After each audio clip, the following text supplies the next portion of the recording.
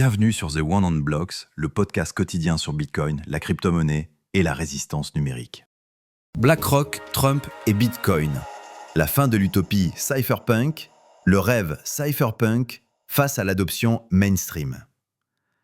Lorsque Satoshi Nakamoto a publié le livre blanc de Bitcoin en 2008, il s'adressait avant tout aux cypherpunks, ces pionniers de la liberté numérique qui rêvaient d'un monde sans surveillance et sans censure.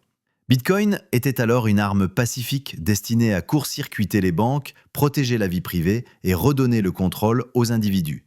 15 ans plus tard, l'utopie cypherpunk se heurte à une réalité inattendue. L'adoption massive de Bitcoin passe désormais par les plus grandes institutions financières mondiales, comme BlackRock, et se retrouve au cœur des stratégies politiques, notamment avec le retour de figures comme Donald Trump.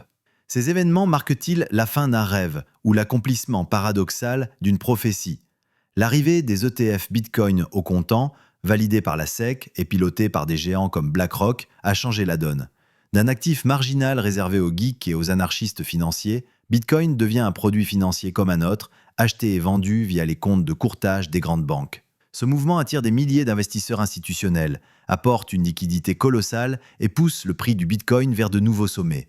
Mais il pose une question cruciale. Peut-on encore parler de révolution monétaire quand Bitcoin devient un outil de diversification pour les milliardaires? Le risque est de voir le protocole être instrumentalisé par ceux qu'il était censé combattre. Les grands fonds peuvent manipuler les marchés, provoquer des paniques ou organiser des consolidations massives tout en profitant de la transparence de la blockchain pour anticiper les mouvements des petits porteurs. Le retour de Trump et la récupération politique de Bitcoin. La tension s'accentue lorsque la politique entre en scène. Récemment, Donald Trump a multiplié les déclarations favorables à Bitcoin, allant jusqu'à se présenter comme le président pro-Bitcoin face à un Joe Biden jugé hostile aux crypto-monnaies. Ces prises de position s'inscrivent dans un contexte électoral où les candidats courtisent une nouvelle génération d'électeurs sensibles à la décentralisation, à la souveraineté financière et aux idées libertariennes. Mais elles soulèvent un paradoxe. Bitcoin, conçu comme un outil apolitique, devient un instrument de campagne, un argument pour rallier les mécontents du système. Les cypherpunks, farouchement opposés à toute récupération institutionnelle, se retrouvent face à une question déchirante. Faut-il se réjouir de voir Bitcoin gagner en légitimité ou s'inquiéter de le voir utilisé comme levier politique? L'utilisation de Bitcoin comme étendard électoral risque d'accélérer la régulation dans un sens contraire à son esprit originel. Les États-Unis pourraient adopter des lois ambiguës, favorables à la détention de Bitcoin, mais hostiles à l'anonymat ou à l'autonomie des wallets. Le risque est de transformer Bitcoin en une simple extension du système financier existant, où seuls les acteurs réglementés bénéficient de la protection juridique, laissant les utilisateurs autonomes exposés à la criminalisation ou à la stigmatisation.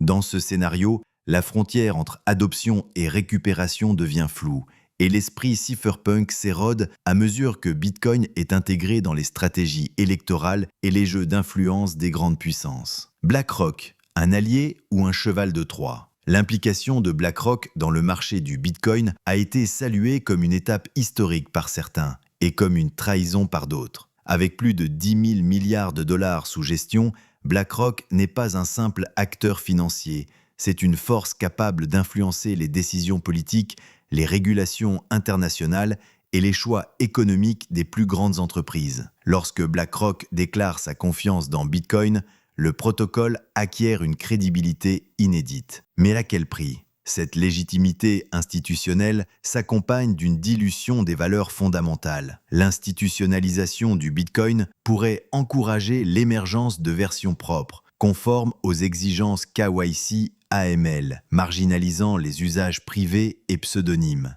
L'adoption massive par Wall Street pourrait aussi accélérer le développement de produits dérivés complexes, déconnectés de la philosophie du Be Your Own Bank. BlackRock a également la capacité d'influencer la narration autour de Bitcoin. Par sa puissance médiatique et son réseau de partenaires, il peut façonner la perception du grand public, promouvoir une vision aseptisée de la crypto-monnaie centrée sur le rendement financier et non sur la souveraineté individuelle. Loin de la vision initiale de Satoshi, Bitcoin risque alors de devenir un simple actif spéculatif parmi d'autres, vidé de sa dimension subversive. Ce risque s'amplifie avec les efforts croissants pour lier les transactions à des identités vérifiées, dans le but de satisfaire les exigences des régulateurs et des partenaires institutionnels. La croisée des chemins. Bitcoin peut-il conserver son âme ?